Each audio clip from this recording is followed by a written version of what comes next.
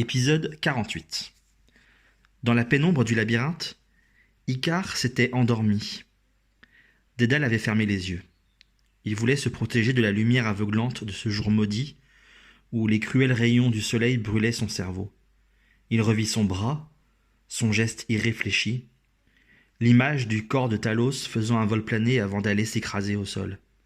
L'image était comme gravée sur sa rétine. Il n'avait pu s'empêcher de trouver cet envol gracieux. Une fraction de seconde. Talos avait ressemblé à un oiseau. L'instant suivant, son corps gisait, disloqué, dans la poussière.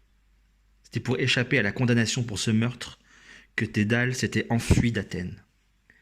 Des années avaient passé. Le remords taraudait toujours Dédale.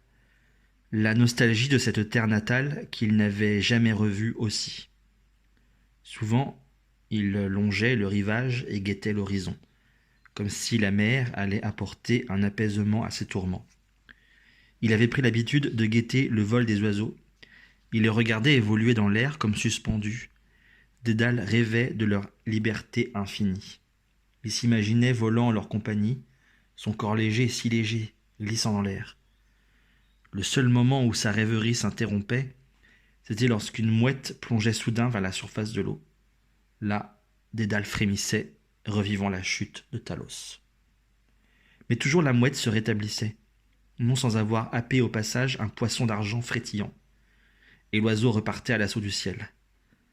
Alors Dédale ramassait une plume trouvée sur le sable et la glissait dans son sac. Lorsque son fils Icare avait été assez grand, Dédale avait tenté de l'initier à l'observation du vol des oiseaux.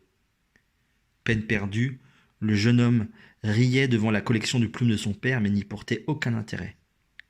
Icare était adoré par son père. C'était un enfant capricieux qui était devenu un jeune homme arrogant et sûr de lui. Il arrivait à Dédale de penser que son fils avait hérité de sa vanité et de son orgueil. On le considérait comme le plus prétentieux des jeunes gens de la cour de Minos. Il avait toujours bénéficié de l'indulgence coupable de son père. Dédale écoutait la respiration tranquille d'Icare. Il sentait la confiance que son fils avait en lui. Il fallait qu'il invente une manière de les sortir de là. « Je sais au moins aller jusqu'au seul endroit où j'ai laissé une ouverture vers le ciel, là où habitait le Minotaure. Ce sera moins pénible que dans ce noir complet, » se dit Dédale. À son réveil, Icare accepta de mauvaise grâce de suivre son père dans les sombres couloirs. Lorsqu'ils atteignirent le puits de lumière où le Minotaure avait vécu, Icare protesta. « Et ça nous avance à quoi d'être là ?» Dédale ne répondit pas. En marchant, il avait eu une idée. Il sortit de son sac toutes les plumes qu'il avait emportées et les étala sur le sol devant lui. Il en avait de toutes les tailles, des grandes, des petites. Dédale se mit à les trier fébrilement. Il rassembla d'abord une multitude de petites plumes et entreprit de les coudre ensemble avec du fil. Ce travail minutieux lui prit du temps, car il fallait bien serrer les plumes les unes contre les autres. « Tu crois que c'est le moment de jouer avec tes plumes ?» marmonna Icare. « Je ne joue pas, » répondit Dédale. « Je nous sauve la vie. » Le jeune homme haussa les épaules.